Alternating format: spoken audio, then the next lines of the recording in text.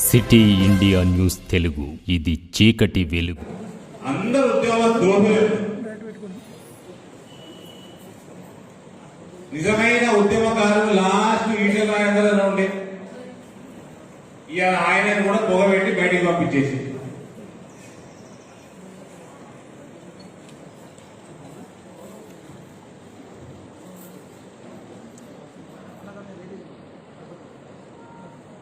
అయ్యా కొడుకులు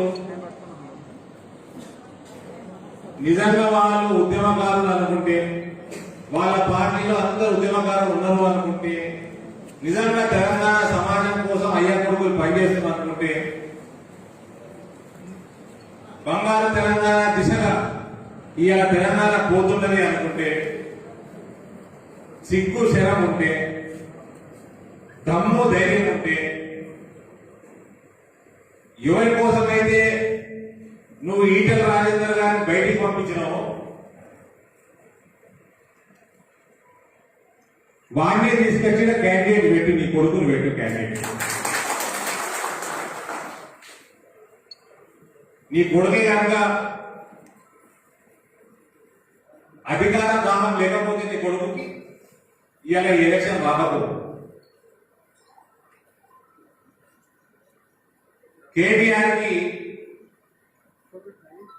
తెలంగాణ పౌరుషం ఉంటే, రోషం ఉంటే, కేటీఆర్ ఈటెల రాజేందర్ గారి కంటే బ్రహ్మాండంగా ఒక మంత్రిగా పనిచేసింది అనుకుంటే, మునగాయి అనుకుంటే, ఇవాళ కేటీఆర్ ని సవాల్ చేస్తా ఉన్నా, కేసీఆర్ ని సవాల్ చేస్తా ఉన్నా, మీకు ఎట్లా అభ్యర్థి దిక్కులేడా? మీ అధికార దాహం కోసం హుజూరాబాద్ ప్రజల ఆత్మాభిమానాన్ని దెబ్బతీసింది మీరు.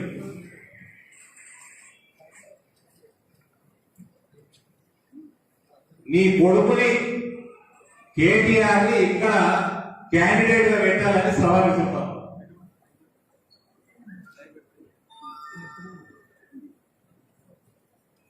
గతే కదా కొడుకు అధికార దాహం కోసమే వచ్చిన ఎన్నికైంది, వేరేదేమి నాకైతే రీజన్ కనబడతలేదు.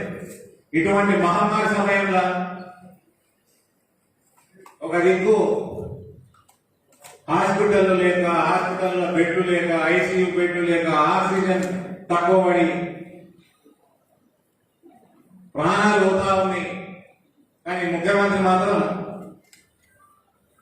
బయటికి వచ్చింది లేదు, రివ్యూ పెట్టింది లేదు. ఒక ఆరోగ్య మంత్రి తెలంగాణ ప్రజల ఆరోగ్యం కోసం దిక్కులు పడుతుంటే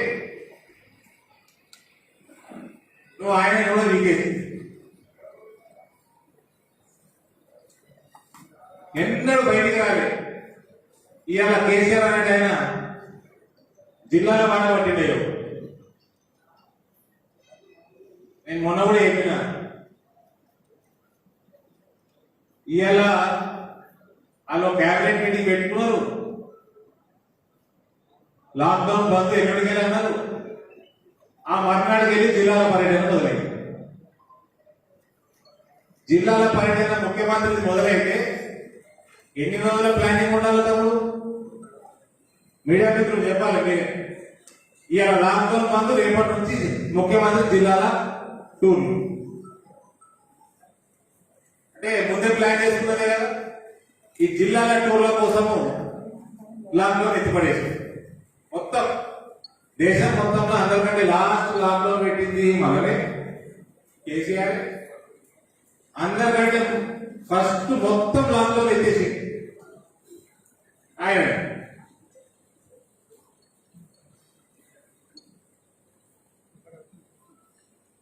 ఇవాళ నీ కొడుకే కనుక ఈటెల రాజేందర్ కంటే ఎక్కువ సమర్థులు అయితే నువ్వు హుజూరాబాద్ ఆయన క్యాండిడేట్ గా పెట్టు. హుజూరాబాద్ ప్రజలు నిర్ణయిస్తారు, దుఃఖ పాలిక పని వాళ్ళు.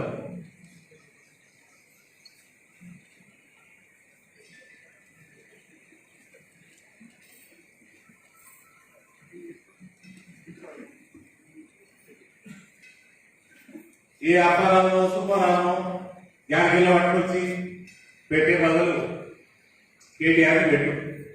ఇక్కడ హుజూరాబాద్ ప్రజలు, నిరుద్యోగులు, యువత, మహిళలు, రైతులు, అన్ని వర్గాల ప్రజలు నిర్ణయిస్తారు.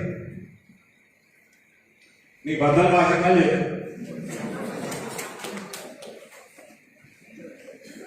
ఇవాళ ఏమనంటే ఓ సంతులు వచ్చినాయి, సంతులు పైసలు సర్పంచ్ కోరేటట, ఎంపీటీసీ కోరేటట, జెడ్పీటీసీ కోరేటట. అరే పాగాలు అందరు పైసలు తీసుకుంటారు, అందరు ఈటలు లాగాలన్నదో వచ్చిన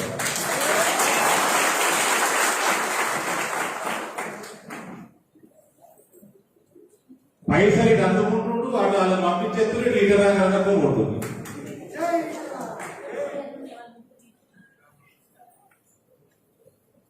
కేసీఆర్ కంటే పెద్ద బేవకూఫ్ని నేనైతే చూడలేదు రాజకీయాల్లో. పైసలు తీసుకోమని ఓటేస్తారా? టీఆర్ఎస్ పార్టీని ఓడగొడమని నిర్ణయం చేసుకున్నాడు. మనస్ఫూర్తిగా కేసీఆర్ కి బుద్ధి చెప్పాలి, ఎలక్షన్ గా ఈ అహంకారాన్ని దించాలని నిర్ణయం చేసుకున్నాడు. పైసలు తీసుకోమని నిర్ణయం మార్చుకుంటా? పైసలు ఓడొద్దా? నన్ను కొనుక్కుంటే నాకు కూడా పంపి, నేను తీసుకుంటా పైసలు. వాళ్ళంతా తీసుకుంటా పైసలు, ప్రజల పైసలు. నేను నిజామాబాద్ చెప్పినా, బస్తాలు చెప్పినా. మా దగ్గర కార్పొరేటర్ 20,000 పైసలు తీసుకున్నాడు, తెల్లారి మళ్ళీ బీజేపీ వచ్చి నాకు చెప్పాడు. నాకు పోయిన దేశంలో కూడా ఆపస్సు వచ్చింది. నేను అన్న పిల్లగాల మీద ఎంపీ చేయించుకోని చెప్పాను. ఎవడే సోము ఇలా పోరగాళ్ళకి, కేసీఆర్ పోరగాళ్ళకి అమెరికాలో ఉండగా వాళ్ళు ఆగిలో ఏదో పోయి కారు గుద్దింది.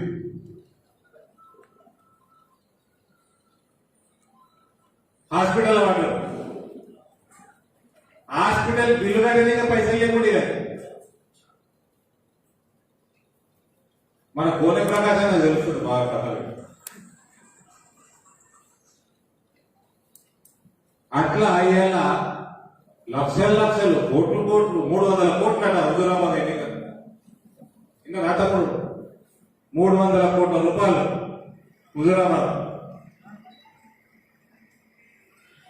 అందరు లక్షపతి లేకపోతే ఇప్పుడు ఇంతో అందరూ రాజకీయం చేసిన లక్షాలి గారి బాగా పైసలు తీసుకొని కమలం పువ్వుకి ఓటు కూతురు.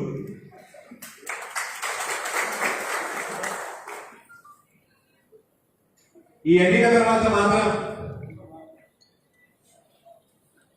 ఒక్కటి మాత్రం గొప్ప నాకున్న కొద్ది గొప్ప అవగాహన చెప్తా ఉన్నా. టీఆర్ఎస్ ప్రభుత్వం పతనం దిశగా ఫాస్ట్గా దూసుకుపోతుంది. ఫాస్ట్గా కాదు, వైకుంఠ ధామం దిశగా పోతుంది ఈ ఎన్నిక కాదని.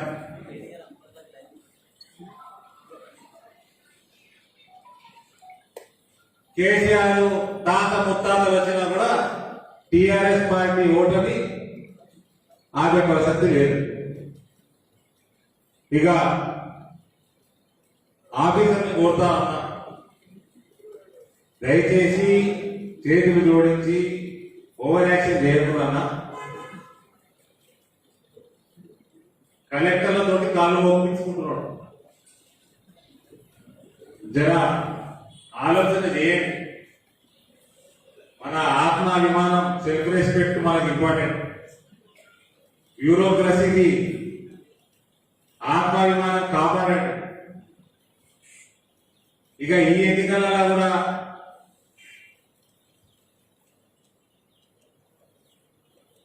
కర్మగారి టిఆర్ఎస్ పార్టీ గెలిస్తే ఆఫీసర్లు బానిసలు అయిపోతారు. ఇక బానిస బతికైపోతారు ఐఏఎస్ ఆఫీసర్లు. ఐఏఎస్ ఆఫీసర్లు కానీ, పోలీస్ ఆఫీసర్లు కానీ, అందరు గవర్నమెంట్ ఆఫీసర్లు అందరికీ నేను రిక్వెస్ట్ చేస్తా ఉన్నా, మన డ్యూటీ సక్రమంగా చేసుకున్నాం. ఎవరికో మనం బానిస బతుకు బతకాల్సిన అవసరం లేదు.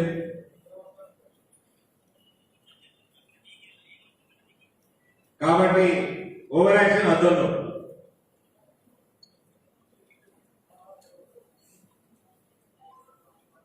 ఆఫీసర్లకు కూడా బయట ఎంత బానిసత్వం చేసుకున్నా కొందరు ఉంటారు కదా, అక్కడిక్కడ కాలం ఒక్కటారు. మీరు ఇంటికి పోయినాక ఏ రకంగా ఇంట్లో ముఖం చూపిస్తారో వాళ్ళు ఇంట్లో ముఖం చూపెట్టారు కదా. కాబట్టి ఆ సిచ్యువేషన్ ఆ సందర్భం రాకుండా చూసుకోండి. బ్యూరోక్రసీ యొక్క డిగ్నిటీని కాపాడాడు.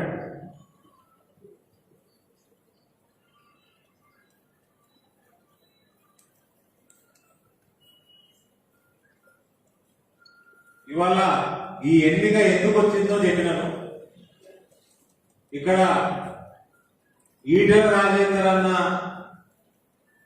విజయోత్సవ ర్యాలీలో పాల్గొన్నాక పోతారు.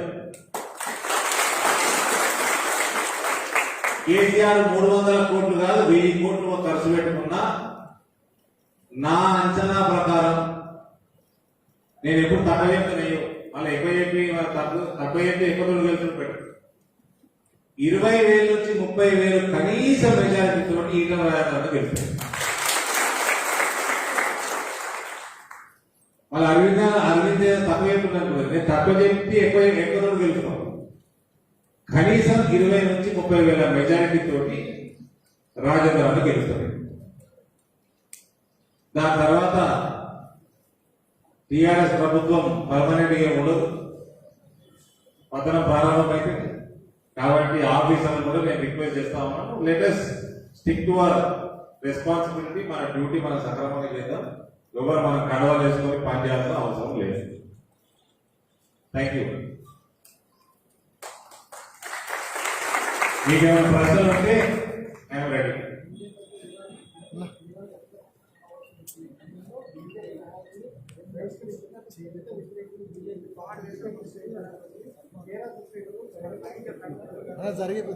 సిగ్గుంటే తెరాస శ్రేణులకి అలా ముఖ్యమంత్రి ఎస్సీ కావాలి కదా. హుజూరాబాద్ ఎఫెక్ట్ ఇది. జిల్లాల పర్యటనలు, ఇవాళ ఎస్సీ సోదరుల మీద ప్రేమ, ఇదంతా కూడా హుజూరాబాద్ వైరస్. దాని రిజల్ట్ ఇది. దొంగ బూటకపు మీటింగ్ ఇవన్నీ.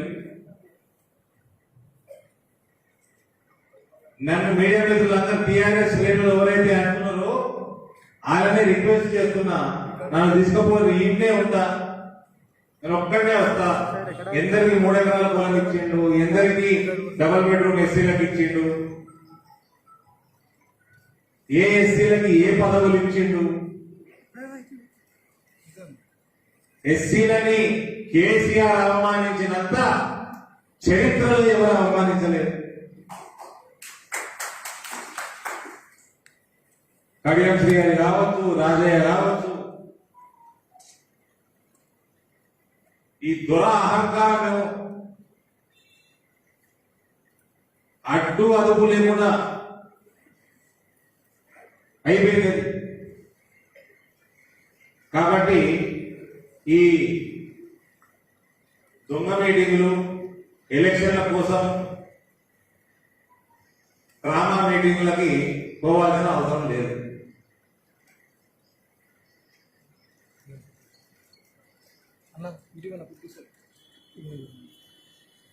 అలా నరుక్కుంటా మెడకాయ ఎంత తింటా అలా నరుక్కుంటాడు. ఎస్సీ ముఖ్యమంత్రి ఏముంది అలా నరుక్కుంటాను. ఏమైతే మరి అదే తలకాయ మీటింగ్ పడుతుంది.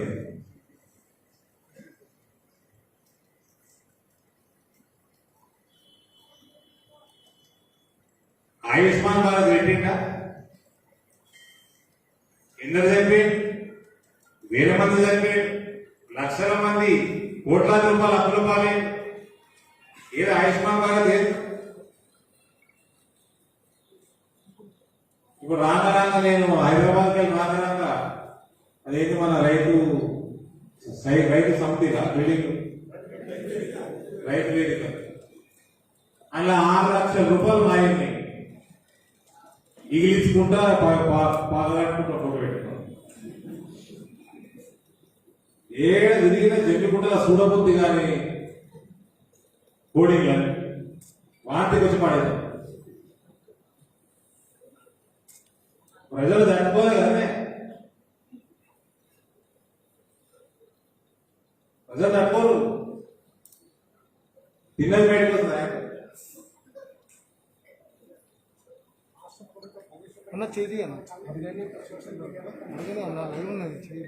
ఏ సంక్షేమ పథకం పెట్టి ప్రవేశపెట్టాడు కదా? ఏ సంక్షేమ పథకం ప్రవేశపెట్టే విషయం చెప్పండి. ఎవరికి సంక్షేమం చెప్పండి చెప్పండి. మహమ్మారిలో హెల్త్ ఇన్సూరెన్స్ పెట్టని దుర్మార్గులు కేసీఆర్ ఏం సంక్షేమం చేసి చెప్పండి.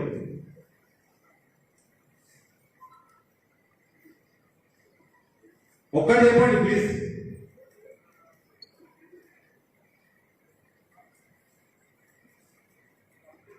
రైతు బంధు అంటాడు. రైతు బంధుల గరీబ్ రైతులకు వచ్చేది తక్కువ, రామేశ్వరరావు లాంటి భూభాగాసులకు వచ్చేది ఎక్కువ. నాకు తెలిసిన వాళ్ళనే 1000 మంది పేర్లు ఇస్తుంది. వాళ్ళకి రైతు బంధు అరువులే కాదాలి. ఓ లక్షలు లక్షలు పడతాయి ప్రతి సంవత్సరం, కోట్ల రూపాయలు పడతాయి.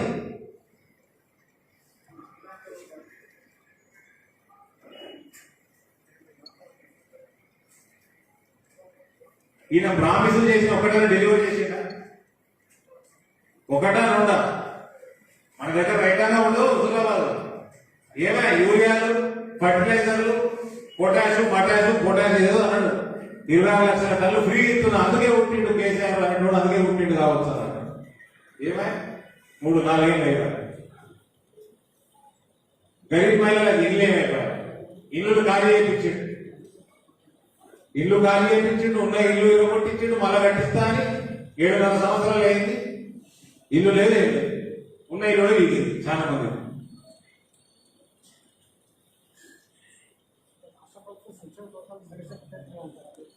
ఒక్కటి చెప్పు కదా, ఒక్కటి పనికొచ్చే సంక్షేమ పథకం చెప్పు. మీరు మరీ ప్రశ్న వచ్చారు కదా, పథకాలు ఒక్క పథకం చెప్పు. కేంద్ర ప్రభుత్వం నిధులు లేకుండా రాష్ట్ర ప్రభుత్వం నడుపుతున్న ఒక్క పథకం చెప్పండి సార్. మైనారిటీలకి ఇచ్చే అది ఏమంటారా తెలియదు, షాదీ ముబారక్ పథకంలో కూడా కేంద్ర మైనారిటీ వెల్ఫేర్ ఫండ్స్ ఉన్నాయి.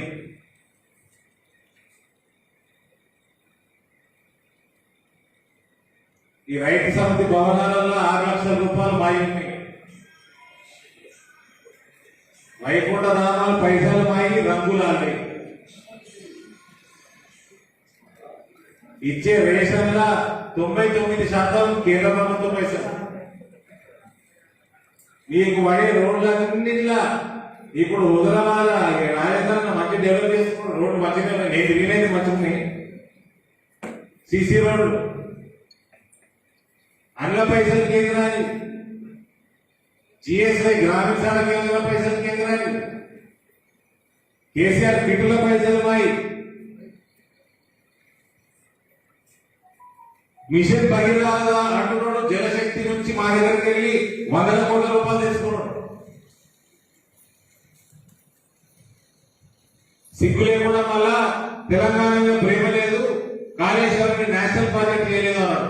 కాళేశ్వరానికి దాని డీటెయిల్డ్ ప్రాజెక్ట్ రిపోర్టు తో పాటు ఇతర వివరాలని ఈ మధ్య 2016లో రాష్ట్ర ప్రభుత్వానికి రాస్తే ఈనాడు వరకు దానికి రిప్లై లేదు. కేంద్రం నుంచి అలా ఫండ్స్ వస్తే అకౌంటింగ్ ఆడిటింగ్ మొత్తం కేంద్రం చేతులకు పోతుందని, ఈయన బండారం బయటపడుతుందని, ఈయన 1,00,000 కోట్ల రూపాయలు మిగిలిన బయటపడుతుందని ఇలా ఆ కాగితాలు కూడా ఇస్తలేడు. ఏం సంక్షేమం చేస్తుంది బ్రదర్ చెప్పండి? 4 లక్షల కోట్ల అప్పు చేసి మన నెట్టి మీద అప్పుల భారం పెట్టింది తప్ప ఇంకేం చేయలేదు. చెప్పండి ఎవరి సంక్షేమం చేసి?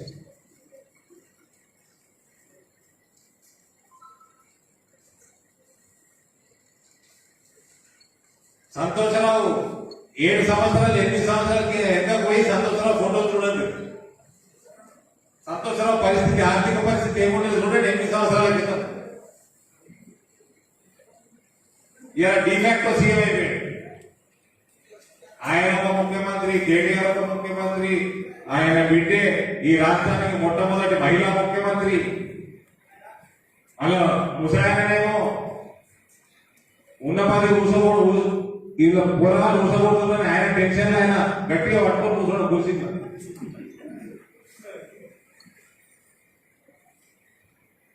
నలుగురు ముఖ్యమంత్రి అసలు మర్చిపోయిన వాళ్ళు. హరీష్ రావు ముఖ్యమంత్రి, 5 మంది ముఖ్యమంత్రులు. ఈ 5 తప్ప ఇంకెవరు సంక్షేమం ఎవరికి వచ్చింది చెప్పలేదు.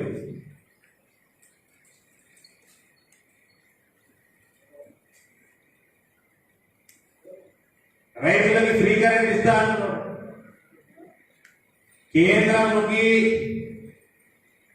అప్పులు చేసుకుంటా 4 లక్షల కోట్లు అప్పులు చేసి ఇక్కడ 4 లక్షల కోట్ల దాదాపు 1,50,000 కోట్లు విద్యుత్ అప్పు చేసింది.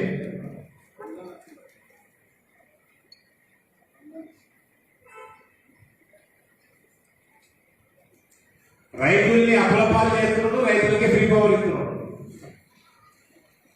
రైతు రుణమాఫీ ఏమైంది? వరి కొంటున్నాడా సమయానికి? మక్కలు కొంటున్నాడా? మా జిల్లాలో పసుపు పడుతుంది, వాళ్ళకి మార్కెట్లో ధర ఇచ్చినట్టు మేము చేసినాం. ధర ఒకవేళ ధర రాకుంటే లెటర్ రాయన ఆయన అంటే 3వ సంవత్సరం ఇది. నేను ఎంపీ అయినాక 2వ సంవత్సరం లెటర్ రాయడు. కేంద్రం పైసలు ఇస్తుంది అని వ్యవసాయ శాఖ మంత్రి పార్లమెంట్ లో లెటర్ రాయని ప్రపోజల్ పెట్టాడు. 100 రోజులలో షుగర్ ఫ్యాక్టరీ తెరిపిస్తానని తెరిపియలే. మళ్ళీ ఆయన కొడుకు ఆంధ్రుల హక్కు విశాఖ ఉత్పాడు. నీకు ఎందుకు రాబోయే పక్కకి 3 ఫ్యాక్టరీలు ఉన్నాయి కదా, నిజాం షుగర్ ఫ్యాక్టరీ. మళ్ళా మన ల్యాండ్ అమ్ముతున్నాడు. కొత్తగా స్కామ్ వచ్చింది ఇప్పుడు మా కురుట్లలో, కరీంనగర్, ఉమ్మడి కరీంనగర్ జిల్లాలో. కాజీ భారత కాజీ కేంద్రం అన్ని అమ్మేస్తున్నారు. 12 కోట్ల రూపాయలకి అలా చుట్టాలకి 1 కోటి రూపాయలకి ఇచ్చేసి ఎంత 1 కోటి రూపాయలు 1,20,000 12 కోట్ల ఆస్తి. సంక్షేమం అండి, చుట్టాల సంక్షేమం.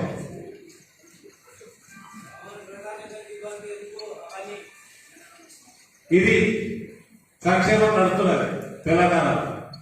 మరి కేటీఆర్ అడుగుతా ఉన్న ఆంధ్రుల హక్కు విశాఖ ఉక్కు అంటారు. మరి ఇక్కడ అన్ని అభ్యర్థులు